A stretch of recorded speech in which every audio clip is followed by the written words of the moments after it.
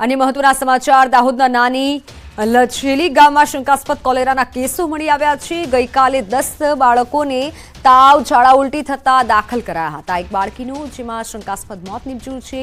આરોગ્ય વિભાગની ટીમની તપાસ શરૂ, જ્યારે દર્દીઓની હિસ્ટ્રી સહિતનો સર્વે શરૂ કરવામાં આવ્યો છે। ગામમાં શંકાસ્પદ કોલેરાના કેસો વધતા ડરનો માહોલ જોવા મળી રહ્યો છે। દાહોદમાં કોલેરાના કેસ વધી રહ્યા છે। આરોગ્ય વિભાગ દોડતું થયું છે। શંકાસ્પદ કોલેરાના કેસોને લઈને આરોગ્ય વિભાગે તપાસ હાથ ધરી છે।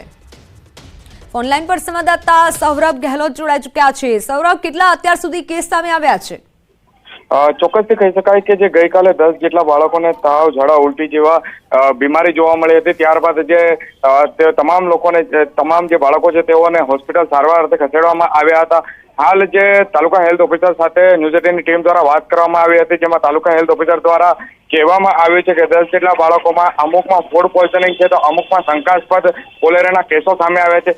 4 જેટલા બાળકોમાં અત્યારે કોલેરાના કેસો સામે આવ્યા છે અને બાકીના બાળકોમાં ફૂડ પોઈઝનિંગના કેસો શંકાસ્પદ લાગી રહ્યા છે।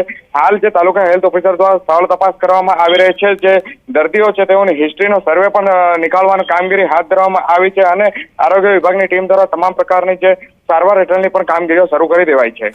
બિલકુલ સૌરભ, આભાર માહિતી બદલ।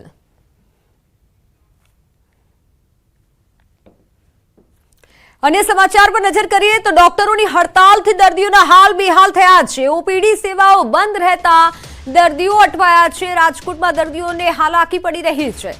સતત 2 દિવસથી હડતાલ, આરોગ્ય સેવા પ્રભાવિત થઈ છે। કોલકાતાની ઘટનાના ગુજરાતમાં ઘેરા પ્રત્યાઘાત પડ્યા છે।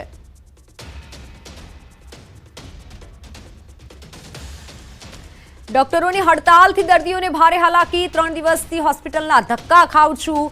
પાટો બદલવાનો છે પણ બદલી નથી આપતા। હડતાલના કારણે સારવાર આપવાની ના પાડે છે। હોસ્પિટલ આવવાનો 500 રૂપિયા ખર્ચ થાય છે। ના પાડે છે તો શું કરવું? હવે તો ઘરે જ જવું પડે ને।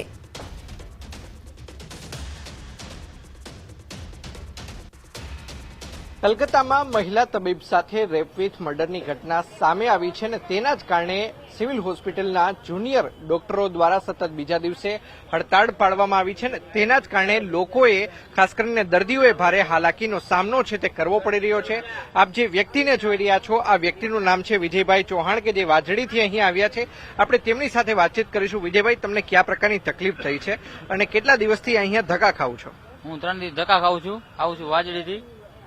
અત્યારે સારવાર ના પડે, મેં કીધું પાટો બદલાવી દઉં, પાટો નહીં બદલાવી દઉં। કારણ શું કહે છે? શું કામ ના પડે? હડતાલ છે એના માટે, હડતાલ હે ને એના માટે। તો હવે તમે ખાનગી તબીબો પાસે જશો, ત્યાં સારવાર કરાવશો અને રોજ જયારે વાજડીથી રાજકોટ આવો તો કેટલાનો ખર્ચ થાય છે, શું કહેશો? 500 રૂપિયાનો ખર્ચ થાય આવી જાય। અત્યારે 3 દિવસ ધક્કા ખાઉં છું, ના પડે। હવે શું કરવાના છો? હવે ઘરે હાલે છે, બીજું શું કરી? ચોક્કસ તો લોકોને સારવાર નથી મળી રહી। વિજયભાઈ ચૌહાણ છે કે જે રાજકોટના સીમાડાનું જે વાજડી ગામ છે ત્યાં રહે છે ને જોઈ શકાય છે કે તેમના પગની અંદર ક્રેક જોવા મળી રહી છે। તેના જ કારણે આ પાટો છે તે તેમને લગાવવામાં આવ્યો છે। હવે તેમને પાટો બદલાવો છે, તેઓ અહીં આવે છે પરંતુ તેમને સારવાર નથી મળી રહી, કારણ તેમને જણાવવામાં આવી છે કે અહીંયા ડોક્ટરો દ્વારા હડતાળ પાડવામાં આવી છે। ચોક્કસ જે પ્રમાણે ઘટના સામે આવી છે ત્યારબાદ ડોક્ટરોની અંદર રોષ હોવો સ્વાભાવિક છે। ન્યૂઝ 18 ગુજરાતીની સંવેદના પણ તે ઘટના સાથે જોડાયેલી છે, પરંતુ જે પ્રમાણે હડતાળ પાડવામાં આવી છે તેના કારણે અનેક જે દર્દીઓ છે અને તેમનો પરિવાર છે તે હાલાકીનો સામનો કરી રહ્યો છે। અંકિત પોપટ, ન્યૂઝ 18 ગુજરાતી, રાજકોટ। શ્વાસની તકલીફ છે, મારું શરીર આખું પકડાઈ ગયું છે અને એ તકલીફ છે। કોલકાતા કેસના ગુજરાતમાં ઘેરા પ્રત્યાઘાત પડ્યા છે। સતત બીજા દિવસથી તબીબોની હડતાલ રહેતા તબીબો અત્યારે ખાસ કરી હડતાલ કરી રહ્યા છે અને દર્દીઓને હાલાકી પડી રહી છે। અમદાવાદ, સુરત, રાજકોટ સહિતમાં હડતાલ યથાવત છે। મહાનગરોમાં ડોક્ટરોની રેલી યોજાઈ।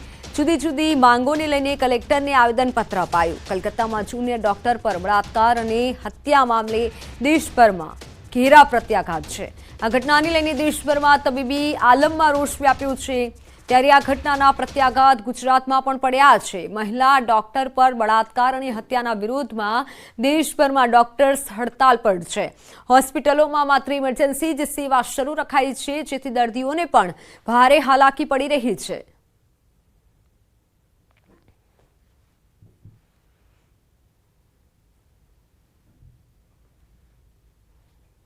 જે સિવિલ છે એમાં પણ ડૉક્ટરો હડતાલમાં જોડાયા છે. આજે એમના તરફથી ઇન્ડિયન મેડિકલ એસોસિએશનની નેજા હેઠળ આવેદનપત્ર કલેક્ટર કચેરીમાં આપવામાં આવ્યું છે, જે અમે તરત ગૃહ મંત્રાલય દિલ્હી અને ગાંધીનગર પહોંચાડવાની છીએ. અને અમારી એ પણ સાથે સાથે વિનંતી છે કે ગંભીર દર્દીઓને હાલાકી ના પડે એ બાબતે થોડું ધ્યાન રાખી યોગ્ય સ્તરે રજૂઆત કરે. તો ઇફકોના ચેરમેન દિલીપ સંઘાણીનું નિવેદન સામે આવ્યું છે. પશ્ચિમ બંગાળમાં બનેલી ઘટના પર નિવેદન આપતા કહ્યું, કાયદો અને વ્યવસ્થા એવી હોવી જોઈએ કે જેમાં ધર્મ અને જ્ઞાતિના ભેદભાવ ના હોય. આરોપીઓને કાયદો અને વ્યવસ્થાની જોગવાઈ મુજબ કડકમાં કડક સજા થવી જોઈએ.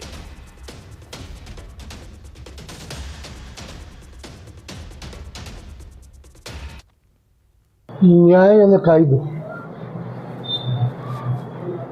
કાયદો એવો હોવો જોઈએ જાતિ જ્ઞાતિ પ્રાંત પર ઉઠીને સર્વને એક સમાન લાગુ પડે.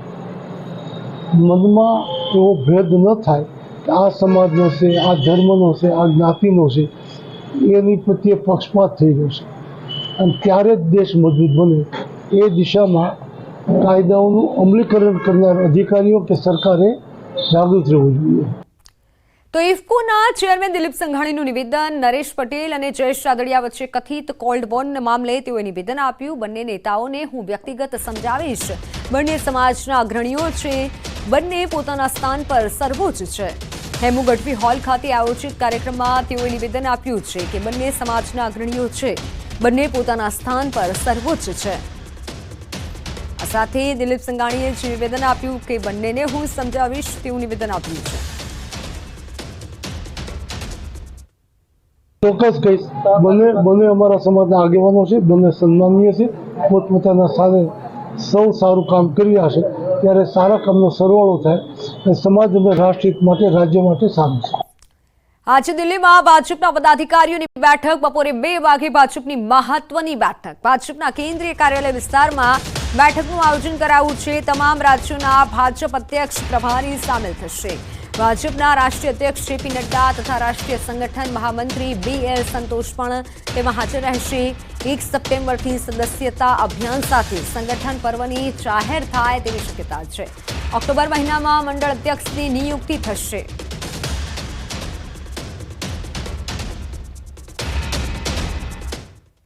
સંસ્કારી નગરી વડોદરાનું રાજકારણ ફરી એકવાર ગરમાયું છે. મનપાની સામાન્ય સભા મુલતવી બાબતે ભાજપના જ કોર્પોરેટરો નારાજ છે. 27 સભામાંથી 15 સભા કરી મુલતવી રખાતા ભાજપના 4 કોર્પોરેટરોએ મેયરને પત્ર લખી રજૂઆત કરી. સદસ્યનું મૃત્યુ થતા સભા મુલતવી રખાય છે. અત્યાર સુધી 50%થી વધુ સભા શોકદર્શક ઠરાવથી મુલતવી રખાઈ હોવાનો દાવો કરાયો. ત્યારે શોકદર્શક ઠરાવની પદ્ધતિમાં ફેરફારની માંગ કરાઈ. અમે મૃત્યુ પામીએ ત્યારે સભા મુલતવી ન રાખવી તેવો પત્રમાં ઉલ્લેખ કર્યો છે, જેથી પ્રજાના પ્રશ્નો સભામાં રજૂ કરી શકાય અને નિકાલ આવે. જ્યારે વિપક્ષ નેતા અમીરાવતે શાસકો વિપક્ષના અને પોતાના જ કોર્પોરેટરના પ્રશ્નોથી ભાગતા હોવાનો આક્ષેપ કર્યો. સાથે સાથે પરંપરા અને પ્રણાલી બદલવા માટે પણ તેઓએ માંગ કરી છે. 27 સભા મળી, એમાંથી 15 સભા જ્યારે મુલતવી રહી, તો વડોદરા શહેરના વિકાસની દરખાસ્તો પણ એની સાથે મુલતવી રહી છે. ત્યારે અમને મનમાં એવું થયું કે અમે જોઈ રહ્યા છીએ કે વર્ષોથી આ પરંપરા છે તો એને બદલવી તો નથી. એ રજૂઆત પણ અમે ના કરી શક્યા. એટલે અમે અમારા પૂરતો એવો નિર્ણય લીધો છે કે જ્યારે પણ અમારું મૃત્યુ થાય ત્યારબાદ જે પણ કોઈ સભા હોય એને મુલતવી ના કરતા શહેરના વિકાસ માટે એને આગળ વધારજો. અમે નાગરિકોના હિત માટે જ આ વિચાર્યું છે. જ્યારે પૂર જેવી પરિસ્થિતિ આવી જાય, અત્યારે પણ વિસ્તારમાં પાણી ખૂબ ભરાયા હતા અને સભામાં રજૂઆતોના માધ્યમથી કામગીરી થતી હોય છે. એટલા માટે અમે આ નિર્ણય લીધો છે. કોઈ બી સભાસદનું મૃત્યુ થાય તો સભા મુલતવી કરવામાં વડોદરા શહેરમાં આવે છે. પણ જો શાસક પક્ષને ઇન્ટેન્શન સભા કરવાની હોય ને નાગરિકોની હકીકતમાં ચિંતા હોય તો એ સભા મુલતવી કરવાની જો કરતા બી હોય તો એના નેક્સ્ટ ડે પાછી એ સભા રાખી શકે. પણ એમાં લાંબી મુદતો પાડીને અમુક સભાઓ તો મહિના સુધી મુલતવી કરી દેવામાં આવે તો ડેફિનેટલી ક્યાંક શાસક પક્ષ ચર્ચાથી દૂર ભાગે છે. વડોદરામાં મનપા કમિશનર અને કોર્પોરેટરના પતિ વચ્ચે ઉગ્ર બોલાચાલી થઈ. ભાજપ કોર્પોરેટર જયશ્રી સોલંકીના પતિ અશ્વિન સોલંકીની ઉગ્ર ચર્ચા. અશ્વિન સોલંકીએ મનપા કમિશનરની બદલીની ધમકી આપ્યાનો દાવો છે. અમે અહીંયા બેસી ધંધા કરીએ છીએ તેવી અશોભનીય ભાષાનો પ્રયોગ કર્યો. વ્હીકલ પુલ શાખાના કર્મચારીઓનું પીએફ અને ESI આપવાની માંગણી મુદ્દે બોલાચાલી. અશ્વિન સોલંકી વારંવાર મોરચો લઈ આવતા મનપા કમિશનર રોષે ભરાયા. સ્ટેન્ડિંગ ચેરમેનનું સમજાવટ કરી યોગ્ય રીતે રજૂઆત કરવા ટકોર. સામાજિક કાર્યકર અશ્વિનભાઈ એ અમારા કાઉન્સિલરના પતિ પણ છે, પાર્ટીના સભ્ય પણ છે.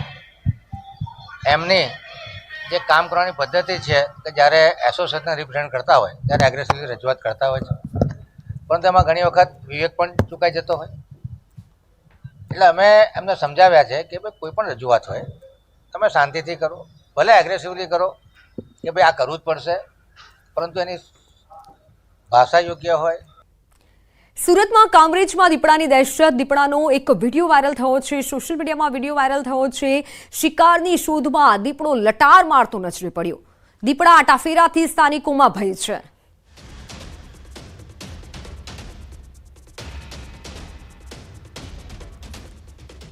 ગીર પંથકમાંથી હિંસક પ્રાણીઓ હવે શહેરમાં લટાર મારતા થઈ ગયા છે. પાછલા ઘણા દિવસથી ગીર સોમનાથ પંથકમાં દીપડાના આટાફેરા વધતા લોકોમાં ફફડાટ વધી ગયો છે. સોમનાથ પ્રભાસ પાટણથી ત્રિવેણી સંગમ તરફ જવાના રસ્તા પર દીપડાએ સોમનાથ ટ્રસ્ટ દ્વારા નવનિર્માણ સાંસ્કૃતિક કેન્દ્ર પાસે દીપડાએ દેખા દેતા લોકોમાં ડરનો માહોલ જોવા મળી રહ્યો છે.